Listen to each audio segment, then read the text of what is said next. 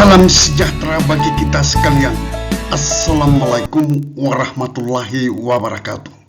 Salah satu kebijakan pemerintah dalam rekrutmen P3K tahun 2024 adalah optimalisasi P3K 2024. Pemberlakuan optimalisasi tersebut berlaku untuk para peserta P3K tahap 1 dan P3K tahap 2. Yang menjadi pertanyaan, bagaimana peluang seseorang pelamar P3K tahap 2 untuk mendapatkan optimalisasi tersebut sehingga bisa diangkat menjadi P3K penuh waktu?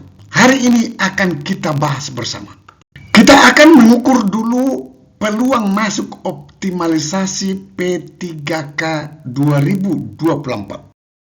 Optimalisasi diterapkan untuk mengisi formasi yang kosong setelah pengumuman kelulusan P3K tahap 2. Menjadi pertanyaan bagi kita, kira-kira berapa formasi yang kosong setelah pengumuman kelulusan P3K tahap 2? Mari kita runut datanya sejak seleksi P3K tahap 1 sampai P3K tahap 2. Data resmi BKN, jumlah pelamar P3K tahap 1 yang ikut seleksi adalah 1.357.205 orang. Sedangkan jumlah formasi yang disiapkan oleh pemerintah adalah 1.006.153 kursi. Pelamar yang ikut seleksi di tahap 1 yang lulus adalah 676.482. Sedangkan yang tidak lulus adalah 680.723. Yang lulus ini hanya berada pada angka 49%. Sedangkan yang tidak lulus ada 51%. Dari kasat mata kita lihat di sini, sebenarnya pelamar P3K tahap 1 ini diharapkan lulus sebesar formasi yang disiapkan. Tetapi tidak terjadi seperti itu, teman-teman. Karena apa? Karena terjadi persaingan di satu instansi, bukan terjadi persaingan secara nasional. Dari angka yang lulus dan tidak lulus ini, maka kita akan mendapatkan sisa formasi di tahap 1. Sisa formasi tersebut adalah selisih antara jumlah formasi dikurang dengan jumlah yang lulus sebanyak 676.482 yang ini tadi. Maka akan kita dapat angka 329.671 formasi.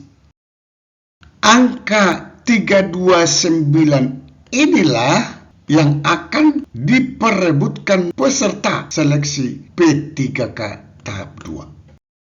Sekarang kita akan mencari data berapa peserta seleksi P3K tahap 2. Sesuai dengan penjelasan Kepala BKN Prof. Judan pada tanggal 21 April 2025, jumlah peserta seleksi P3K tahap 2 ada sebanyak 863.993. Di 863.993 ini sudah termasuk di dalamnya peserta yang dari non-ASN database BKN. Ini angkanya 116.993. Awalnya Kepala BKN menyampaikan bahwa peserta seleksi P3K tahap 2 yang berasal dari non-ASN database BKN ada 300-an. Tetapi belakangan ini hanya berada pada angka 116 ribuan. Peserta seleksi tahap 2 inilah yang diperebutkan. yaitu sisa formasi tadi 329671. Secara matematik kita coba mendapatkan angka berapa yang tidak mendapatkan formasi nantinya, atau berapa peserta seleksi tahap 2 yang tidak lolos mendapatkan formasi. Adalah jumlah peserta seleksi dikurang sisa formasi. Ada sebanyak 534.322. Apa artinya ini? Maka persaingan antar pelamar di seleksi P3K tahap 2 boleh saya katakan cukup ketat, bahkan sangat ketat, karena minimnya jumlah formasi yang tersedia. Perlu kita ketahui, pemerintah memutuskan sebanyak yang tidak lulus tadi 680.723 yang tidak mendapatkan formasi di P3K tahap 1. Pemerintah menyatakan akan diangkat menjadi P3K paruh waktu. Hal itu tertuang di Kepmenpan RB nomor 347 tahun 2024 di diktum ke-33. Tetapi belakangan ini berkembang lagi bahwa honor pelamar prioritas yang gagal pada seleksi tahap 1 masih punya peluang diangkat menjadi P3K penuh waktu. Tertuang di Kepmenpan RB 347 tahun 2024 di diktum 31. Perlu juga kita ketahui bahwa mekanisme penentuan kelulusan P3K tahap 2 menggunakan sistem ranking dan pelamar prioritas. Bukan hanya dikatakan sistem ranking, tetapi ada di sini pelamar prioritas. Pelamar prioritas itu ada di database BKN. Sesuai penyampaian Kepala BKN pada tanggal 23 Januari, jumlah honorer database BKN yang mendaftar di seleksi P3K tahap 2 ada sebanyak 116 ribuan. Bisa ini terjadi. Sekarang kita bandingkan data P3K tahap 1 dengan data P3K tahap 2 supaya kita lihat peluang-peluang optimalisasi itu di mana. P3K tahap 1 tadi kita sudah mengetahui jumlah peserta seleksi ada 1,3 juta, sedangkan jumlah formasi adalah 1 juta lebih. Jumlah yang lulus mendapatkan formasi 676.482 dengan angka 49%. Sekarang P3K tahap 2 jumlah peserta seleksi ada 863.993 dan jumlah formasi yang disiapkan adalah 329.671. Jumlah yang lulus kita belum mengetahui. Kita tunggu di tanggal 16 Juli 2025. Karena persaingan terjadi di masing-masing lowongan formasi dan di masing-masing instansi, jadi tetap ada peluang formasi yang tidak terisi pasca pengumuman kelulusan P3K tahap 2 di bulan Juli ini. Pasti ada, tidak terelakkan. Berapa angkanya belum ada yang tahu sampai sekarang ini. Kita tunggu sesudah pengumuman kelulusan P3K tahap 2. Karena persaingan terjadi masing-masing lowongan formasi dan di masing-masing instansi, jadi tidak terelakkan bahwa tetap ada formasi yang kosong. Formasi yang tidak terisi pasca pengumuman kelulusan P3K tahap 2 ini, inilah yang dikatakan akan dipakai kebijakan pemerintah untuk mengisi formasi yang kosong tersebut melalui optimalisasi formasi.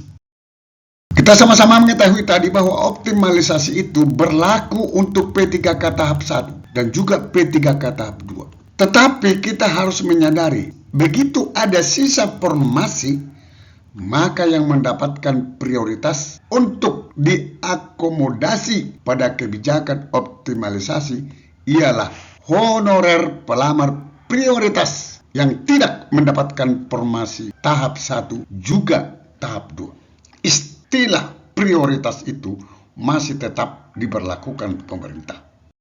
Saya mau jelaskan dulu, di seleksi P3K tahap 2 ini, yang paling ketat persaingan adalah di P3K teknis.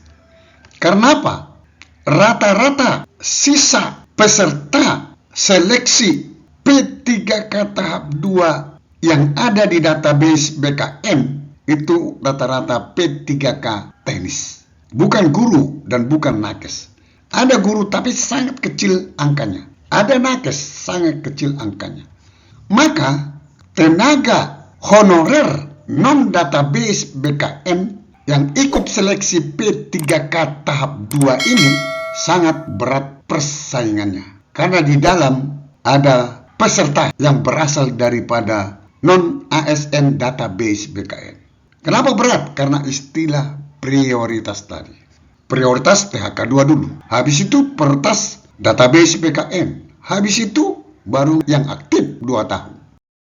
Beda dengan P3K guru di tahap 2 ini. Mereka itu rata-rata hanya terjadi persaingan antara guru negeri dengan guru PPG yang terdaftar di Kemendikbudristek. Ada urutan-urutannya. Guru P1, THK 2, guru yang ada di database BKN. Tetapi untuk tahap 2 hampir tidak ada lagi yang ikut seleksi P3K tahap 2. Ada pun mungkin cuma hanya bilangan jari saja. Jadi yang bersaing di sini adalah 2 ini, guru negeri dengan guru PPG yang terdaftar di Kemendikbudristek. Hal yang sama juga terjadi di nakes. Nakes itu hanya bersaing antara honorer yang ada di database BKN dengan honorer yang aktif 2 tahun bekerja di instansi pemerintah. Jadi non-ASN aktif non-database BKN, apakah ada peluang untuk mendapatkan optimalisasi? Saya katakan ada peluang. Tetapi peluangnya sangat kecil. Walaupun sangat kecil, tetapi bukan tidak mungkin. Semoga Anda mendapatkan optimalisasi tersebut. Sampai ketemu pada video berikutnya di channel ini. Jangan lupa dukung terus channel ini dengan cara klik subscribe, like, dan loncengnya. Semoga bermanfaat. Wassalamualaikum warahmatullahi wabarakatuh. Shalom.